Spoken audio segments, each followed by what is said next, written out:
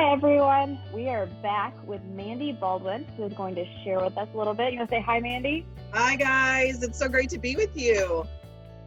Mandy, would you mind telling me just a little bit about who you are and what Sure. you do? Yeah, absolutely. Mandy Baldwin, for almost 18 years, I was on staff at Church at the Crossing in Indianapolis, Indiana. I did youth ministry for almost 12 years and then caring ministry for a number of years. Loved it.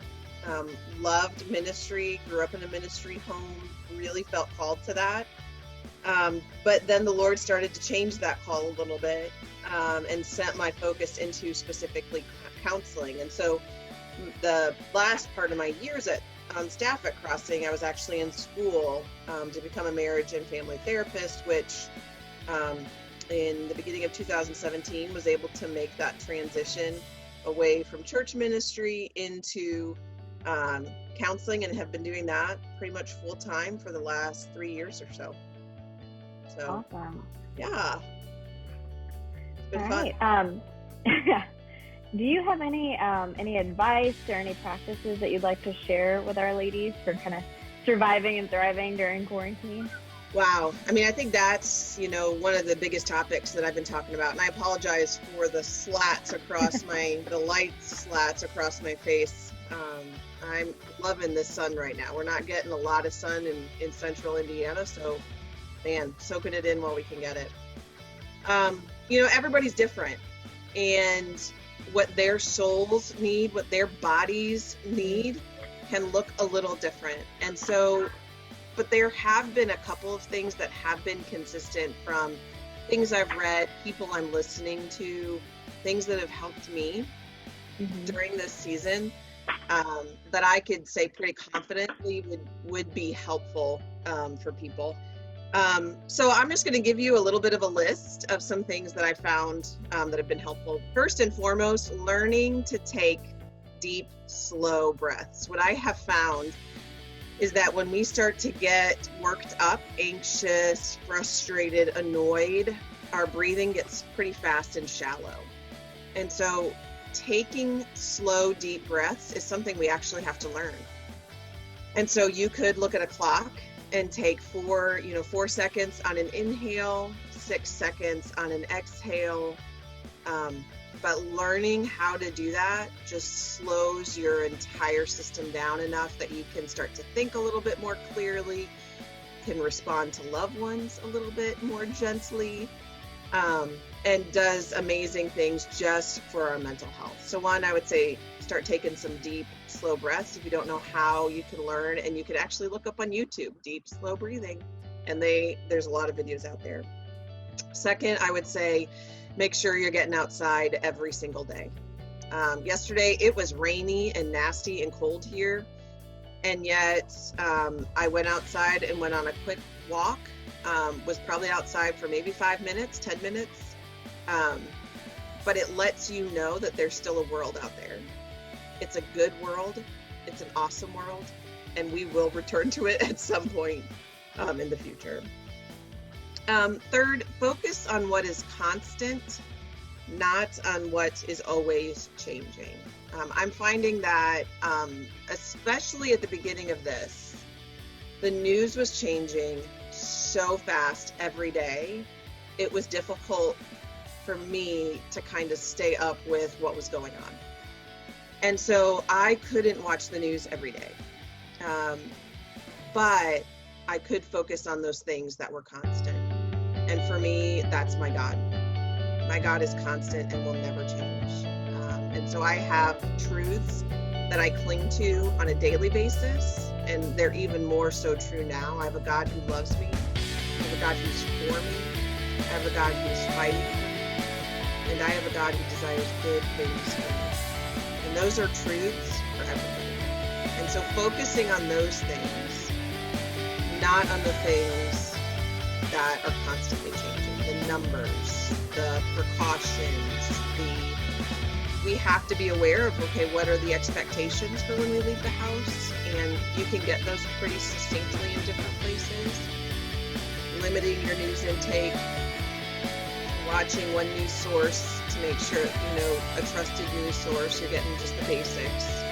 but too much information, I think, just muddies the water and makes us confused. And so focusing on what is constant. I have found that dreaming, and I've talked to a number of people about this, not dreaming like I'm falling asleep at night and having nice, pleasant dreams.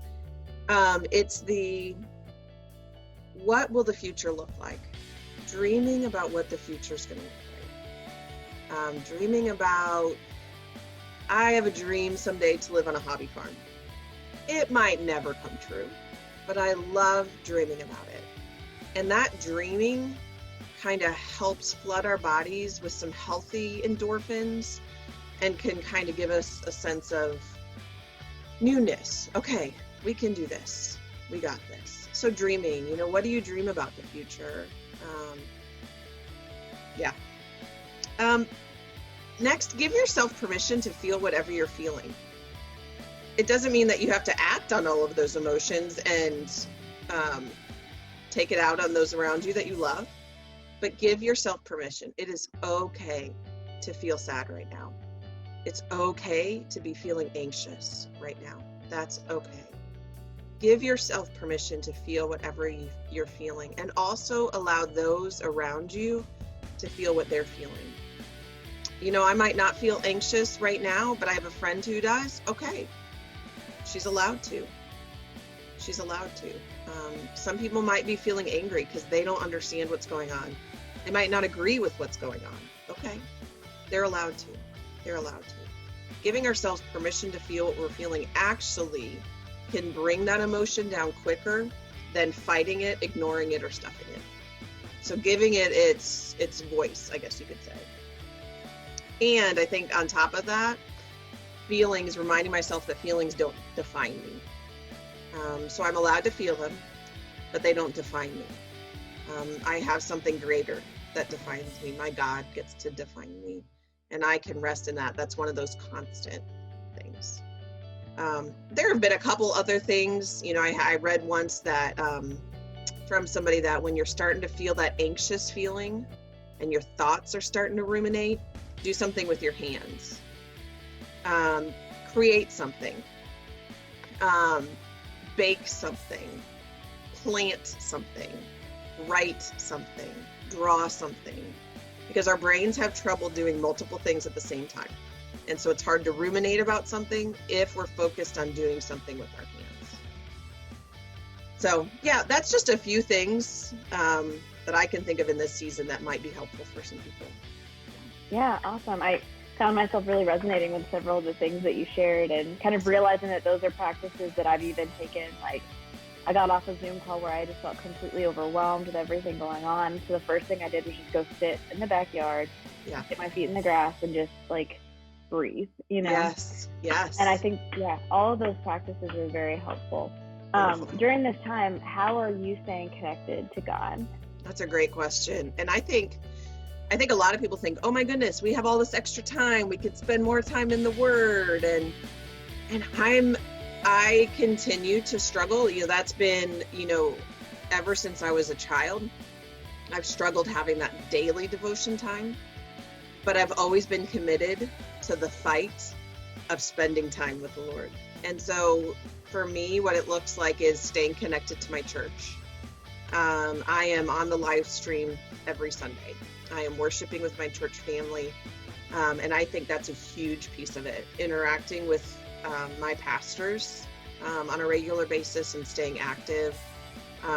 Worshiping with them, not just listening to the worship team, lead worship, but worshiping with them. So that's, I think, one of the big things is staying connected to my church family.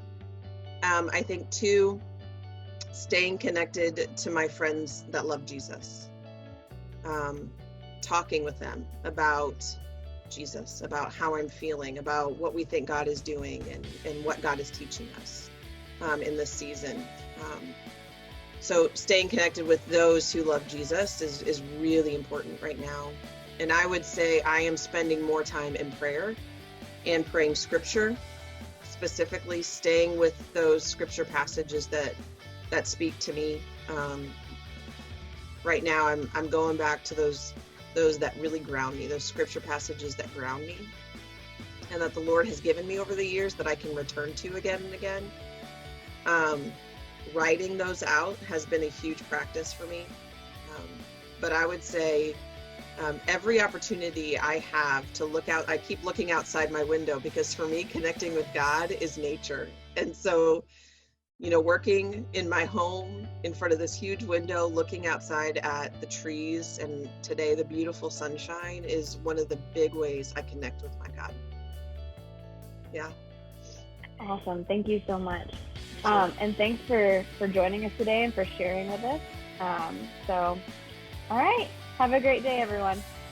Bye.